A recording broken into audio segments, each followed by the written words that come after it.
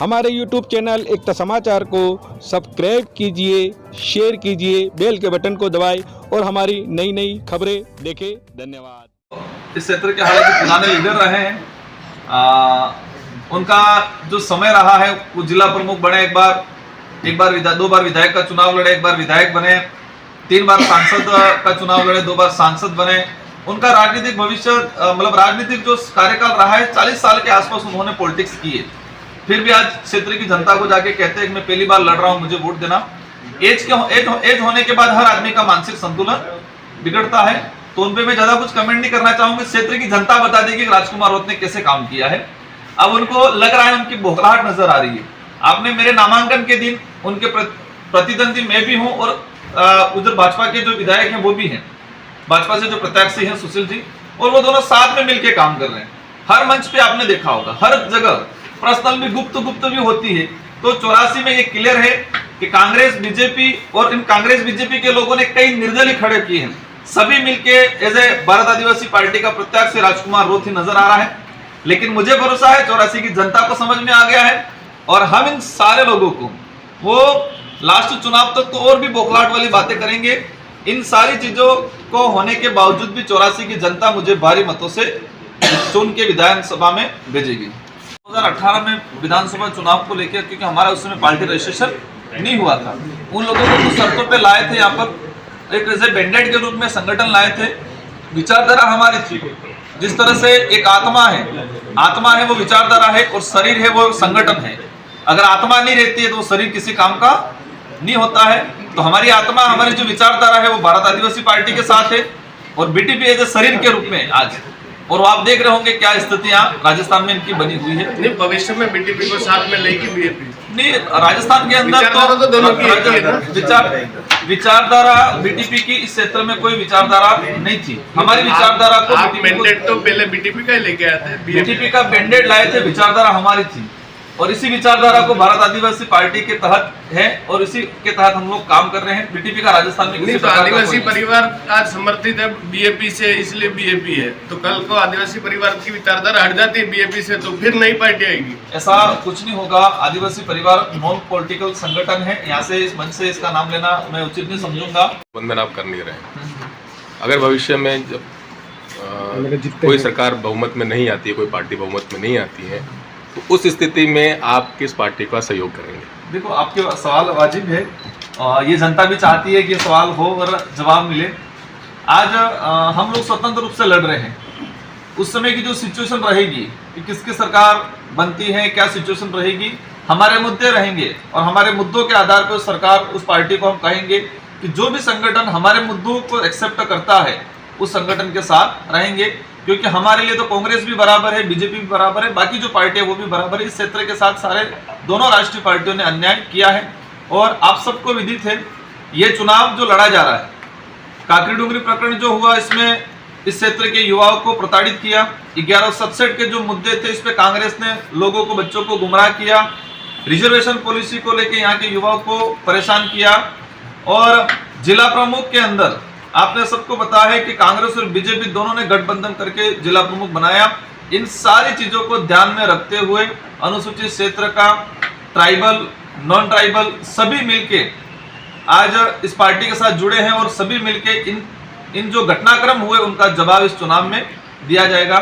दूसरी बात यह था कि एक माहौल बना दिया गया था कि ये पार्टी है विचारधारा नॉन ट्राइबल के अगेंस्ट से इस तरह से माहौल बनाया गया था। ये कांग्रेस बीजेपी के लोगों ने ये माहौल बनाया था कि नॉन ट्राइबल के अगेंस्ट है। आपने देखा होगा 5 साल तक मैं विधायक रहा, मेरे विधानसभा का कोई भी एक भी जनरल या ओबीसी का व्यक्ति ये नहीं कह सकता है कि हमारे साथ गलत हुआ।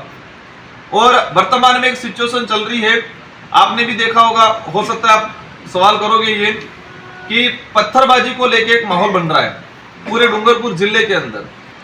पत्थरबाजी में एक बच्चे की भी जान भी गई और मैंने इसको लेके जिला कलेक्टर महोदय और एसपी महोदय को लेटर लिखा था कि पत्थरबाजी घटना कांग्रेस बीजेपी के लोग ही जानबूझ के रात को करा रहे हैं ताकि हमसे हमारी बदनामी हो।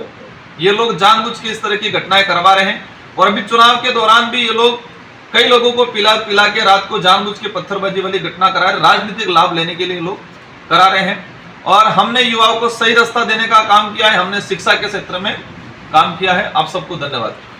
सामान्य ओबीसी से के कोई विरोध नहीं है आपकी पार्टी में, तो अधिकतर आपके नेता हैं, शायद आप उसमें स्वयं भी शामिल होंगे, कि बात जब करते हो आप तो ST SC माइनॉरिटी और ओबीसी तक आगे ओबीसी तक सीमित रह जाते हो, आगे बात करते नहीं, आखिर क्यों? बिल्कुल, देखो आज जिस व्यक्ति या जिस कम्युनिटी को आवश्यकता है हमारी, उस कम्युनिटी और उस व्यक्ति की पहली बात होगी। सामान्य वर्ग पूरे देश के अंदर देखे कहीं न कहीं थोड़ा सक्षम है, इसके बावजूद भी हमारे संगठन के अंदर और हमसे सामान्य वर्ग जुड़ा हुआ है। और मेरे 5 साल के कार्यकाल में मेरे पास कोई भी सामान्य वर्ग का व्यक्ति आया होगा वो नाखुश होकर नहीं गया, उसका काम मैंने फ्री में कराया है। और आज मेरी विधानसभा में वो लोग सारे साथ में, सारे वर्ग के लोग साथ में हैं। पैसे किससे आज ट्राइबल इलाका जो है उनका फ्री था तो चार्जेबल किसका था? खुले मंच पे आप सामान्य वर्ग को क्यों इनवाइट नहीं करते? खुले मंच पे सामान्य वर्ग को इनवाइट किया जा रहा है। हम लोग खुद एक विंग बना रहे हैं और मैंने पहले ही बता दिया कि ट्राइबल इलाका है, ट्राइबल बाहुल्य क्षेत्र है और ट्राइबल के साथ सबसे ज्यादा अन्याय हुआ है। आज ट्राइबल नॉन ट्राइबल के अगर तुलना करें तो 50 साल 100 साल पीछे है। तो जिसकी जरूरत है उसको हम पहली प्रायोरिटी देंगे।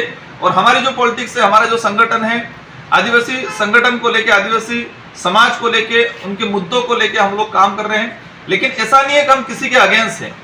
हम उनको भी, जो भी साथ में आना चाह रहा है, तो साथ में रखने के लिए हम तैयार हैं और उनके भी कामकाज किए हैं और करेंगे। आपके घोषणा पत्र से भी लग रहा है कि जो नॉन ट्राइबल्स है उनकी स्थिति कश्मीरी पंडितों वाले होने वाली है। ऐसा कुछ नहीं है। आप 5 साल मेरा कार्यकाल रहा 84 विधानसभा के, जो अन्य वर्ग है उनसे पूछ सकते हैं कि वो खुद पहले की जो तुलना में ज्यादा सेफ महसूस कर रहे हैं। पहले जो पॉलिटिकल लीडर रहे, जिस तरह से तानाशाही होती थी, इनसे ज्यादा खुश हैं। और ये 2023 का चुनाव बता देगा, अन्य वर्ग का भी हमारा समर्थन रहेगा। ओबीसी हो, SC हो, जनरल हो, माइनॉरिटी हो, सब लोग हमें एक चीज। और दूसरा, इस इलाके के अंदर भारत के किसी भी कोने में हिंदू मुस्लिम के नाम से दंगे होंगे, लेकिन अनुसूचित क्षेत्र में हिंदू मुस्लिम के नाम से दंगे आने वाले समय में नहीं होंगे। तो माइनॉरिटी समाज भी इस चीज को समझ चुका है और वो भी आज हमारे साथ है। जनरल वर्ग भी जो मानवता की बात रखता है वो भी आज हमारे साथ है। और हमारा जो बजट घोषणा है, हमारा जो घोषणा पत्र है पार्टी का, उसमें हमने ओबीसी है और जिस समाज का जो आया हम तक कि आपकी पार्टी में ये एजेंडा रखो, हम सबका रख रहे हैं। अगर अन्य वर्ग का भी हमारे तक कोई बात आती है तो उसका भी रखेंगे और उनकी भी बात करेंगे। एक शिक्षा का शराब बंद कराएंगे, गुजरात की तरफ से अंग्रेजी शराब बंद कराएंगे और आगे जाकर के आपने वापस ये कहा कि शराब चालू रखेंगे और लॉटरी नहीं करेंगे और उसका टेंडर कराएंगे। डिमांड तो हमारे पुरखों से चली आ रही है, आज से नहीं है। आपकी एक ही बात, आपने शुरुआत में कहा कि प्रतिबंध लगाएंगे और बाद में कहा कि लॉटरी नहीं होकर के टेंडर होने चाहिए। टेंडर जो हो रहे हैं, जब तक सरकार बंद नहीं करती है तब तक हमारा कहना है। सरकार से हमारी डिमांड है कि बंद कराने की, इसमें और लाभ जो ले रहे हैं दूसरे लोग, उस लोगों को लाभ नहीं दिया जाए, ये हमारा कहना है। हमारा मूल रूप से जो घोषणा पत्र है उसमें मेन यही है, हम लंबे समय से यही डिमांड कर रहे हैं कि शेड्यूल एरिया के अंदर अंग्रेजी शराब को बंद किया जाए। वही चीज़ है और वही रहेगा। और इसके अलावा हम लोग जो यहाँ पर देसी महुआ, जो ऐसे हमारे पूर्वज कई ऐसे अर्क के रूप में, दवाई के रूप में लेते थे, तो इसे दवाई के रूप में यहाँ की जो व्यवस्था बने, जैसे कि पैसा एक्ट है, पैसा एक्ट के तहत प्रावधान बने, उस प्रावधान के तहत कुछ जो लोग हैं जो ओरिजिनल जो महुए का बनाते हैं, ऐसे दवाई के रूप में यूज़ कराते हैं, तो उसको ऐसे गवर्नमेंट की तर्ज पे हम लोग लाइसेंस दिलाने का काम करेंगे। इसमें एक बिंदु हमारा और रहा है कि ट्राइबल के विकास को लेके टीएडी मंत्रालय बना हुआ है, लेकिन टीएडी मंत्रालय जो बना हुआ है उस टीएडी के तहत ट्राइबल को लेके कोई विशेष प्लान नहीं बना गया है। आज टीएडी के अंदर कर्मचारियों भी शिक्षा विभाग और अन्य विभाग से किराए पे लिए जाते हैं। हमारा इस घोषणा पत्र में मूल उद्देश्य ये है कि टीएडी विभाग का अलग से कैडर बनाएंगे और टीएडी के अलग से वैकेंसी क्रिएट कराएंगे और लगभग हम 10,000 के आसपास नए युवाओं को रोजगार देंगे और टीएडी का अलग से कैडर बनाएंगे। इसके अलावा जो सिंचाई को लेकर चर्चा चली है, आज मध्य प्रदेश में बारिश अच्छी हुई, हमारे बॉर्डर इलाके से होते हुए गुजरात में पानी चला गया, माही, कन्नड़ा, ये सारा, तो हमने बड़ा प्रोजेक्ट बनाया है। अगर हम टीएचसी पे कब्जा करते हैं, हमारे 10 से अधिक विधायक निकलते हैं, तो हम लोग एक हाई कैनाल लगा के माही और कन्नड़ा पे पूरे डूंगरपुर, बांसवाड़ा, प्रतापगढ़ के अंदर जितने जो तालाब हैं उन तालाबों में वो पानी पहुंचाने का काम करेंगे और रोटेट कराएंगे और दोबारा वो पानी ओवर होता है तो वापस उस कन्नड़ा में चला जाएगा, ताकि यहाँ पर सिंचाई के साधन उपलब्ध हो पाए और इनकी वजह से आज गुजरात जो पलायन हो रहा है, सिंचाई के साधन की वजह से या पानी के अभाव की वजह से गुजरात जो पलायन हो रहा है उसको रोकने का काम करेंगे।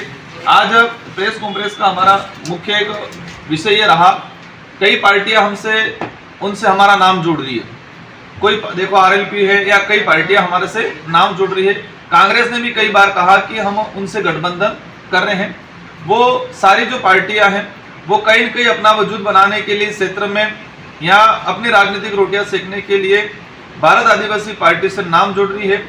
आज मीडिया के माध्यम से राजस्थान की जनता को, अनुसूचित क्षेत्र की जनता को ये हम मैसेज देना चाह रहे हैं कि 2023 का विधानसभा चुनाव हम किसी भी पार्टी से कोई गठबंधन नहीं कर रहे हैं।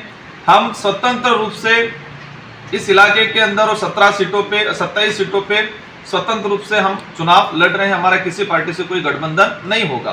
कई पार्टियों का ऑफर आया था लेकिन हम किसी से गठबंधन नहीं करेंगे। और आज आने वाले समय में भी हमारे जो मुद्दे हैं, इन मुद्दों में शिक्षा को लेके एक इशू आया है।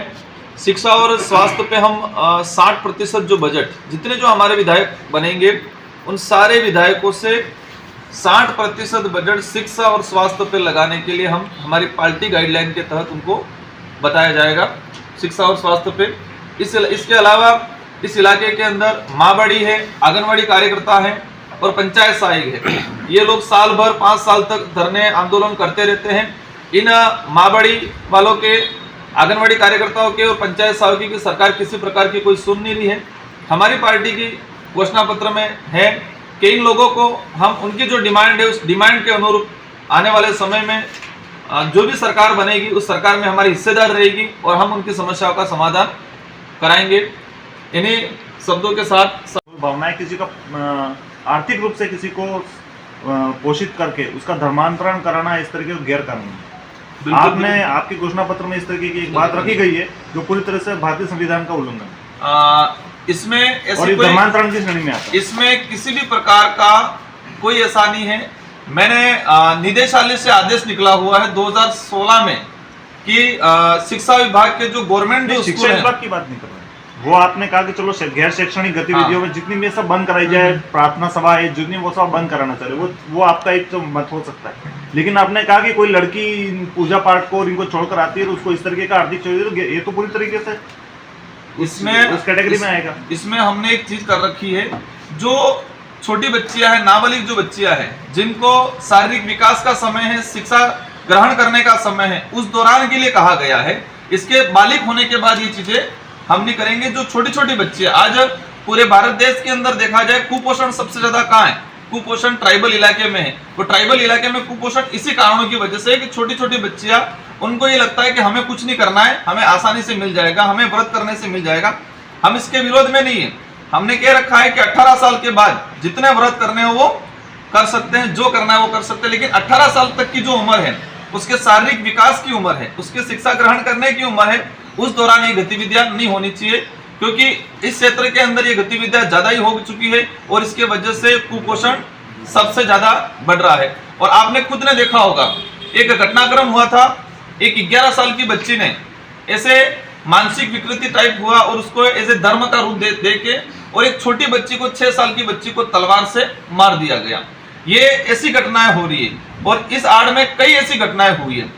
ये एक सबसे बड़ा उदाहरण है कि छोटी सी बच्ची को एक तलवार से मार दिया गया और उसको रूप दिया है धार्मिक गतिविधियां। तो ऐसी धार्मिक गतिविधियां कई इनके क्षेत्रों को खत्म कर रही है। इस चीजों को बाहर निकालने के लिए हम ये हमारे संगठन के थ्रू, हमारे पार्टी के थ्रू काम कर रहे हैं। एक अंतिम सवाल, 27 में से कितनी सीट जीत रहे हैं? 27 में से हम डबल डिजिट में जरूर आएंगे, हम डबल डिजिट में जरूर आएंगे।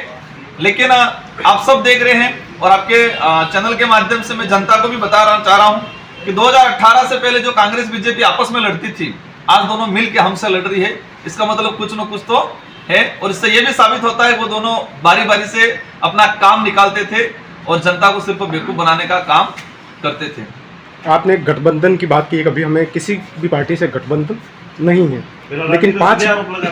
लेकिन 5 साल जो पूर्व में सरकार थी, आपने मुद्दों आधारित समर्थन दिया कांग्रेस को, तो इस बार भी कुछ इस तरीके से? हमने पिछली बार जो समर्थन दिया जिन मुद्दों के आधार पे, इसमें से 80% काम हमने हमारी विधानसभा के थे, शेड्यूल एरिया के थे, सारे काम हमने, जैसे कि महाराष्ट्र पैटर्न की तरफ से राजस्थान पैटर्न, और राजस्थान पैटर्न हमने करवाया और 2000 करोड़ का प्रावधान करवाई, हमारी सबसे बड़ी उपलब्धि। लेकिन लोग तो कह रहे हैं आज भी कोई काम हुए नहीं है, इन दोनों एमएलए ने अपने बीजेपी कांग्रेस के लोगों का काम ही ये है, बीजेपी कांग्रेस के लोगों को यही दिखता है, क्योंकि उनकी राजनीतिक रोटियां सेकनी, विरोधी है वो कभी हमारी तारीफ नहीं करेगा। आम जनता से जो व्यू है, आम जनता को लग रहा है कि संतुष्ट है, जो पिछले 75 सालों के अंदर जिनको 5-5 साल बारी बारी से समय मिला, उन लोगों ने काम नहीं किया। इससे बेस्ट 84 के विधायक और सागवाड़ा के विधायक ने काम किया है।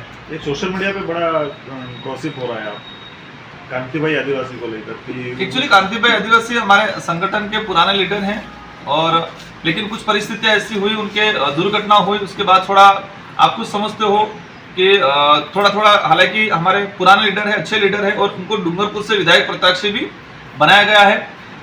हर संगठन में होता है, कांग्रेस में बागी होते हैं, बीजेपी में होते हैं, हर जगह होते हैं, वो चीजें हुई और कंट्रोल वापस हो गई और सब सही सलामत सब मिलजुल के काम। काली स्कॉर्पियो पे आके खड़ी हो गई बात, काली स्कॉर्पियो पे आके खड़ी। वो एक तरफ तो दान मांग रहे हैं, चंदा मांग रहे हैं, ऊपर से लोगों का ये स्टेटमेंट आ रहा है कि आपने तो काली स्कॉर्पियो पे खरीदी, राजकुमार जी से पैसे ले लो, इस तरीके के स्टेटमेंट जो सोशल मीडिया पे ट्रोल हो रहे हैं, वो उनका व्यक्तिगत इशू है।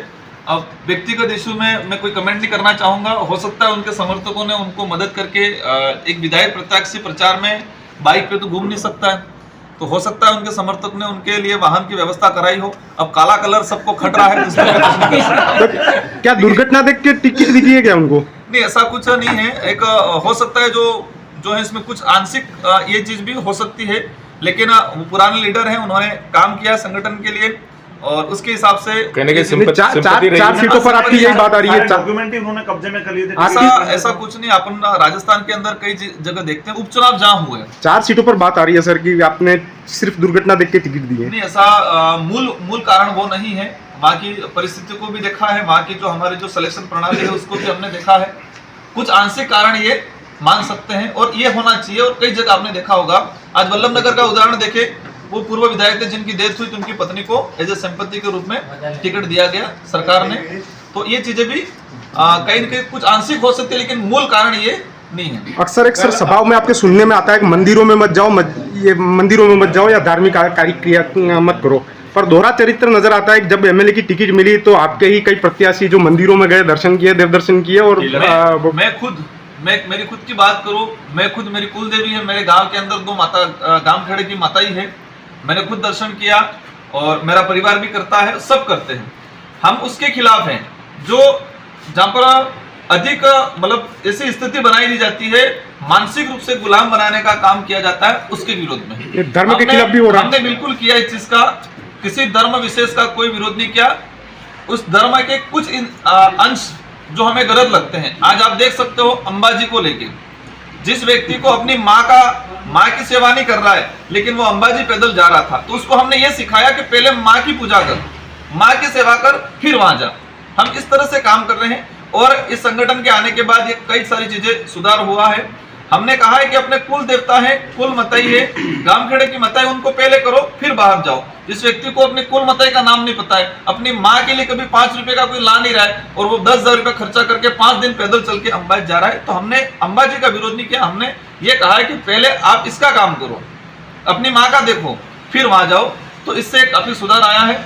हम लोग वास्तविकता की ओर लौटाने का काम कर रहे हैं, लोगों को वास्तविकता क्या है उसको समझाने का काम कर रहे हैं, और हम सफल रहे और आने वाले समय में भी सफल रहेंगे। इससे देश का भला है, क्षेत्र का भला है, और हर कम्युनिटी का भला है, और आदिवासी समाज का आने वाला भविष्य सुरक्षित रहेगा, जिस तरह से हम लोग काम कर रहे हैं। सर, एक आपने कुपोषण को लेकर व्रत उपवास को जिम्मेदार ठहराया, लेकिन वास्तविकता में साइंटिफिक जो है यहाँ पे जो सर्वे हुए उसमें अब तक जो पान गुटखा अपने यहाँ पे खाते हैं, जो कि 5 से 10,000 या 15,000 रुपए किलो मिलता है, उसको सबसे बड़ा कारण साइंटिफिक मान रहा है, लेकिन आप व्रत उपवास गिना रहे हैं, यानी कहीं कहीं धर्म को आप घुसेड़ना चाह रहे हैं इसमें भी। आपका जो कहना है, इसमें कई कारण हैं कुपोषण के पीछे।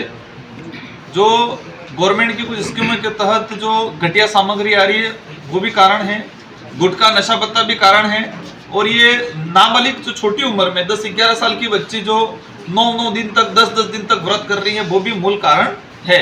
तो इन कारणों में हमें जो लगा, आज नशे को लेके हम काम कर रहे हैं, हमने इसमें लिखा हुआ है, हमारे घोषणा पत्र इसमें लिखा है कि नशे पे प्रतिबंध लगाएंगे। स्कूलों के आसपास 200 मीटर के अंदर जो नशा बिक रहा है, गुटखा तंबाकू बिक रहा है, उसमें भी कराएंगे।